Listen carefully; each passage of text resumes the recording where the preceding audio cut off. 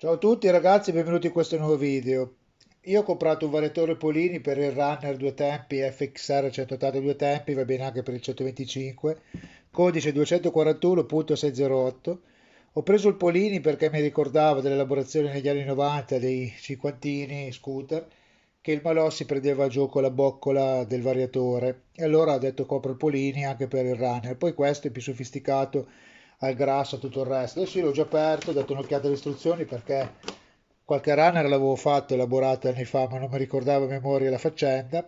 Allora, loro hanno dato nella confezione il variatore, qua c'è un paraolio di qui, un paraolio di qua, in mezzo vedete che c'è uno spazio vuoto dove si mette il grasso e poi così lo spinotto è lubrificato, perché sennò il malossi oltre che si stara la boccola centrale bisogna fare manutenzione e pulirlo. Qua c'è il grasso da mettere, qua ci sono i rulli che loro ridanno da 15,7, ma io ho comprato dei rulli da 13 grammi e mezzo e che mi devono arrivare perché secondo me quelli sono pesanti. Io prima avevo gli 11 e mezzo sul variatore originale, ma erano troppo leggeri, infatti li ho smontati e si stavano squadrando. Qua ci sono i cursori, questi cursori qua c'è una posizione da metterli, li andiamo a mettere.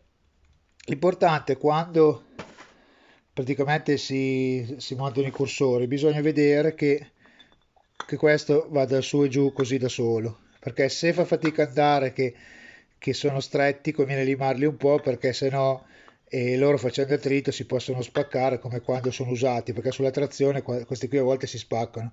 Mi ricordo che i cinquantini elaborati che a volte lo scooter si accendeva ed era come se morto che stava come in marcia lunga, era perché questi si erano spaccati ed era rimasto aperto il variatore.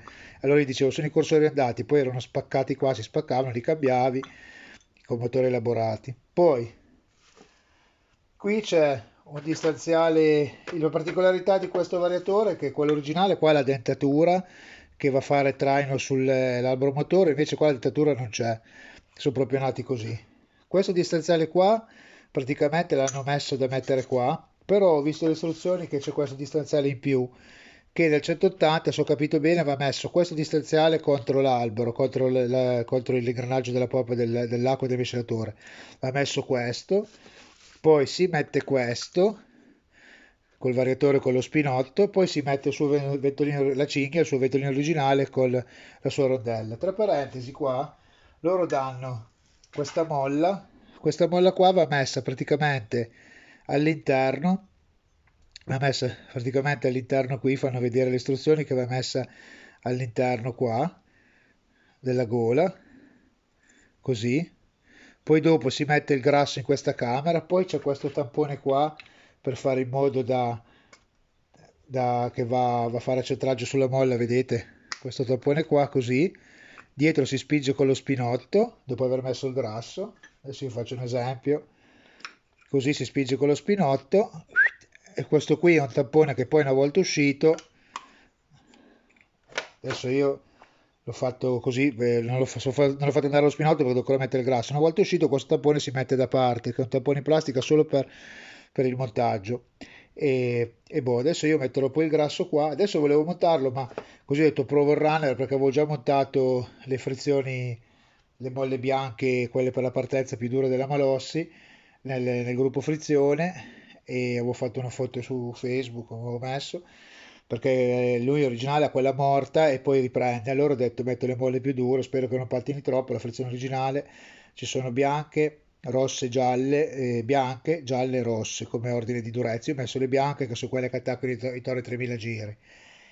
E poi la molla di contrasto bianca. Io prima avevo il variatore originale con gli 11 e mezzo, ma andava troppo fuori giri in velocità, anche se io sono pesante. Era un proiettile ripresa, ma era troppo, 11 grammi e mezzo. Come 15,7 sono troppo. Dovrebbe stare sui 12 e mezzo, 13, 13 grammi e mezzo con la marmitta Euro Zero scatalizzate. Se si mette in espansione, intorno ai 9 grammi, 8 grammi e mezzo, 9 grammi e mezzo, 9 via. E comunque niente, alla fine andrò poi a montarlo, adesso fa temporale, quindi è inutile che lo provo, è inutile che lo monti, perché tanto poi non posso provarlo. E lo monterò domani e poi vi dirò che prestazioni ci sono, se ho avuto una miglioria. Sicuramente l'accelerazione come fasatura sicuramente è meglio, come prestazione di velocità non so se mi dà qualcosa col motore originale, vediamo. Se non avete fatto iscrivetevi al canale, attivate la campanella, mettete like se vi è piaciuto il filmato e ciao a tutti.